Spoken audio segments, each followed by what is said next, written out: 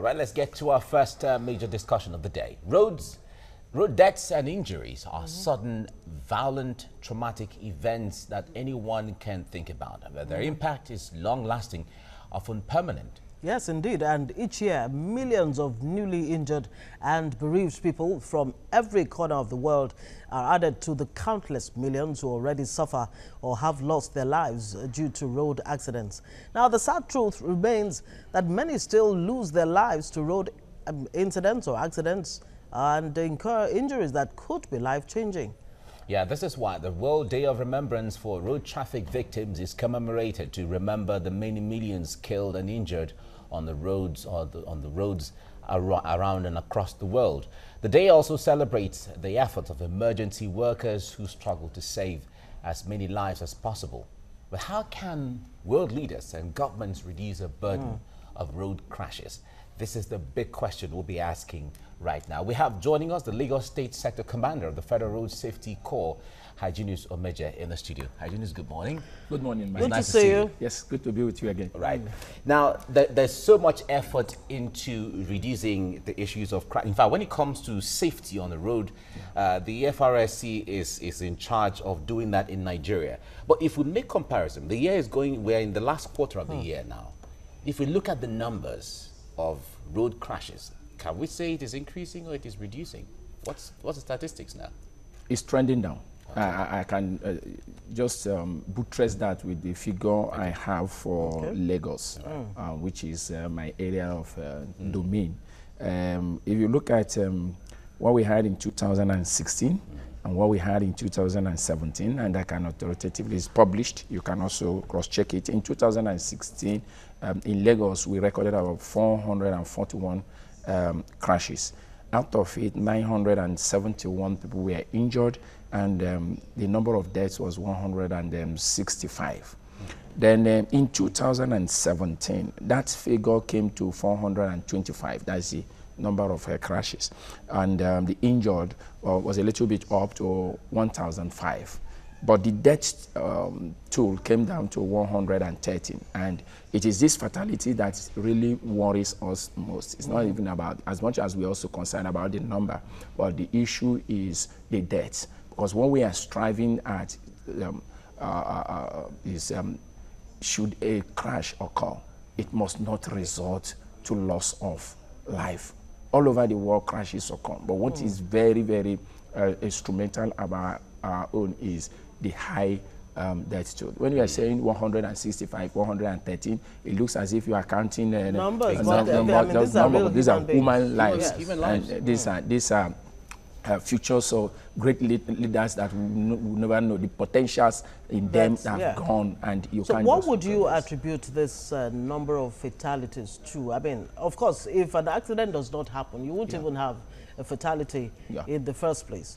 So you're saying you're not too concerned about the accidents themselves, but I said as much as we are worried about the number, I do understand you get more worried that when it leads to fatalities. Yes. So what is responsible for that? I mean, from your findings so far? In Nigeria, we've noted that one of the major factors responsible for the high fatality is excessive speeding, and that's why we have been battling the issue of speed violations on our roads seriously.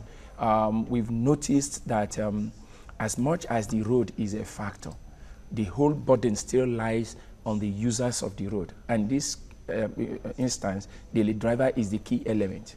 I give you an example. Lagos-Ibadan Expressway that has been going through rehabilitation over the years now. There's in two sections. We have the section from Shagamu towards Lagos, which is being taken care of by Julotega, and the other section from Shagamu towards Ibadan by RCC.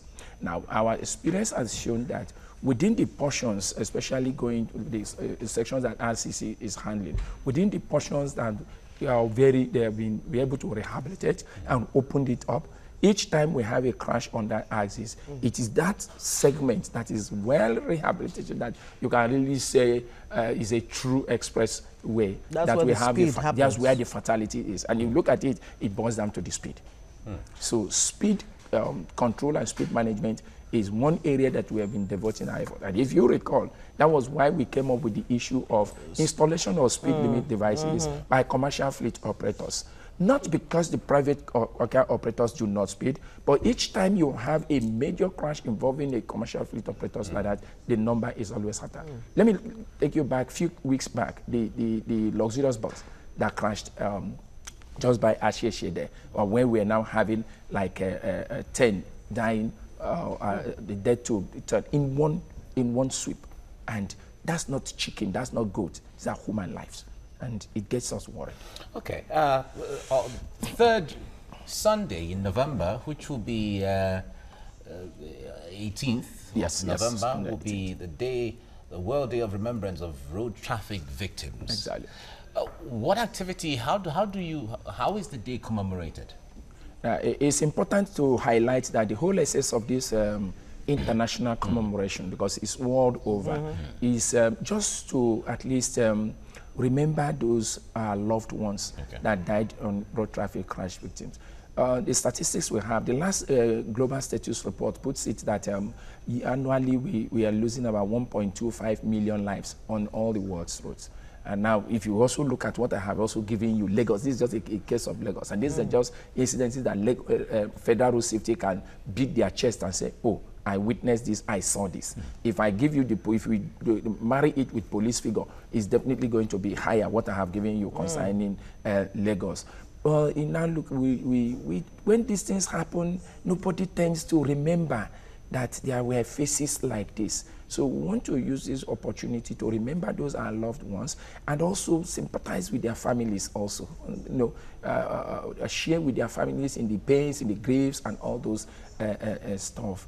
And now use it to now draw awareness on what can be done for us to really stop or bring down these fatalities. I'd like us to even come to, what can be done to stop it. But in remembering the victims of road crashes and all of that, do you reach out to their families? Do you provide any kind of, support to them, even at the point of, when these accidents actually happen, and then on days like this where you have this remembrance? Yes, and that's what the whole thing is all about. Part of the activities that we've lined up in Lagos, and I'm sure all the commands in FRS in Lagos, in Nigeria, is also doing similar things. But in Lagos particularly, we will be reaching out to the victims that we can still identify within the hospitals, emergency accident and emergency hospital. The Road Safety Officers' Wives Association in Lagos State, they have been able to gather resources and get some items that we can really get to the bedside of the victims and say, please, after greeting the person, you can drop something that you can, even if it is just toiletries, the person is incapacitated now, you cannot help. The idea behind it is the show of love. But the actual thing is identifying with these people. Know that people care for you. At such periods, you look as if you are isolated. You are in a world of your own, as the whole world have rejected you. This may be somebody that under normal circumstances, even before you see him in the office, you have to fill visitors form, and suddenly he is here on the hospital bed with nobody. And the families are just the ones bearing the brunt. And we want to see how we can also, help reach out to them. And it's not about really what you can give anybody, but it's about that identifying with your pain, identifying with your grief. Okay.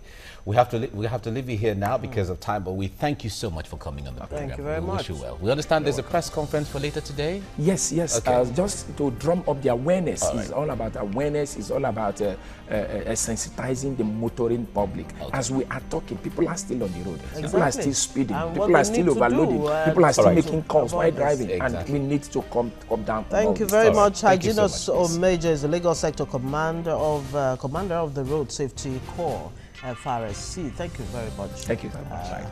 Joining us. After losing their homes and forced to live in camps, internally displaced persons in Nigeria have a lot to worry about, from lack of food, inadequate healthcare, and hygiene. The burden of safety has also been added to their list of concerns. You can join us for that discussion next shortly.